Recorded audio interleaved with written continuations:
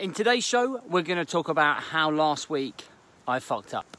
Welcome to the Rise to Thrive show. I am your host, James Bourbon. If you are coming through, please do let me know in the comments below. Let me know if you can relate to this. So how are we doing? It's a very sleepy Monday morning. It's a beautiful morning by the looks of it. There's no wind for a change, which is nice. So last week, I had a week where I went back to all of my habits and I allowed my guard to drop in terms of protecting my time and my energy. Okay. Everything that I preach and coach and practice last week became but I became the victim of a lot of the things that we talked about. And I think every now and then I have the capability to slip into this black hole that I think most entrepreneurs fall into. And not only entrepreneurs, anyone that has a career. And that was the I want to take over the world mentality overnight.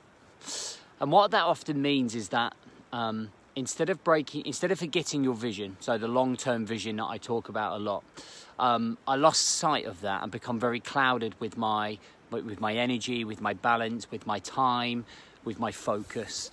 And as a result, I became very overwhelmed. I become very short and stressful. I become just completely and utterly burnt out. And when I finished on Friday, I started to feel slightly ill, where my immune system had taken a battering through all of the stress that I put myself under.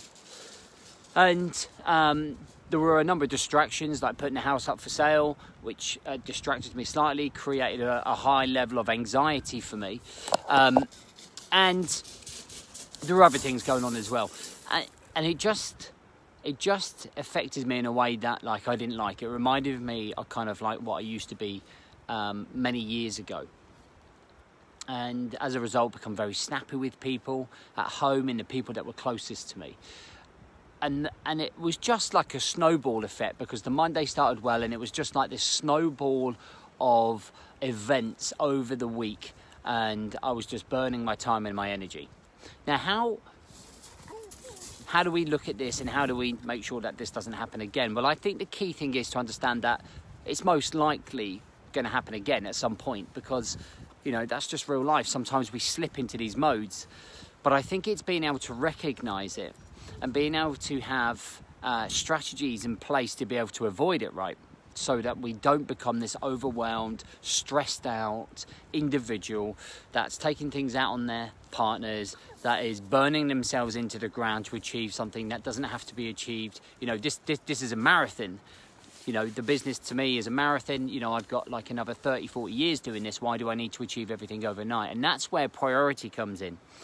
This is where we have to understand priorities. Now, there are 4 pillars in the world that I live in and the world that I teach. And that is health, that is relationships, personal development and business. And I have the ethos of very much that right across that board, that I should be looking to spend 25% of my time and my energy across the board with those 4, right? So that's how I manage my week. And that's how I try to teach some of my one-on-one guys. When we go into even more depth, is trying to distribute the amount of time, the amount of energy that you have to be as productive as you possibly can in each of those categories. And we have this like priority triangle that we teach, so that when people fall into the pit that I did last week, that you can slip back to getting back into good routines. But this visualization of the 2 pyramid triangles allows people to realize where they are. Now, there are 2 triangles of equal size right next to each other. One, you're standing underneath holding this triangle, okay? And underneath that triangle, the things that are closest to you at the bottom are the things you're focusing on. And that's usually work, that's usually your family, that's usually your personal development. But the thing that's the furthest away is your health, mentally, emotionally, and physically. Now, next to that is what we're striving for, is the pyramid of the same size, but with you at the very top of that pyramid. that means that you're putting yourself first, and directly underneath that comes your emotional, physical and mental well-being. Underneath that becomes your family, then it becomes your personal development, then your work at the very bottom. Now, if you're at the top of that priority pyramid or triangle, everything below you, everything that's in that pyramid / triangle gets the best version of you, because you become the priority. Last week I wasn't the priority. I didn't put myself first, but because I didn't put myself first, I become clouded in what I was doing. It took a good bollocking from the missus to make me realise that I slipped. And when we can visually look at the two different pyramids, have I got the weight of the world? Am I carrying the weight of the world and making sure that I'm looking after everybody else? Like my company, my business, my colleagues, my peers, my family, everyone else but ourselves? Or are we at the top of the pyramid where we're actually focusing on ourselves first, like with the morning routine, with the journaling, with the self-awareness, with the accountability? And that's the stuff that we kind of teach on a 5-day and a 28-day stuff. It's kind of like you, before your wife, your kids, your job, are the priority. Because if you're not the priority, you can't function at your best for everybody else. And that's in theory what I did last week. I failed to prioritize me, which means I failed to prioritize full stop. If you are not the best version of yourself, everything else around you doesn't get the best version of you. And I think that's what's really important, and that's why I fucked up last week. It's the first time I've done it in a long, long time. And at the weekend, I was like a zombie because of it. And I felt the effects of the stress, I felt the effects of the overwhelm, I felt the effects of the misplaced priorities and the imbalance of the way that I live my life. But you know what? We learn, we grow, we repeat. We learn, we grow, we repeat. There are mistakes made that I will never make again. And I've learned a little bit more about myself. Now I'm going to learn how I can bounce back.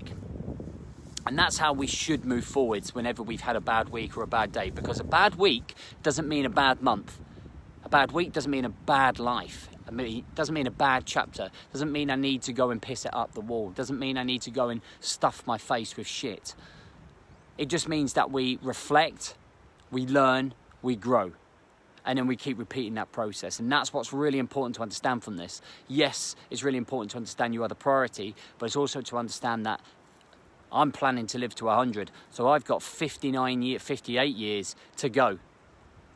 So this is just one small learning lesson along the way. I don't look at it as a failure. I look at it as a learning week. All right, it's a learning experience that I'm going to embrace.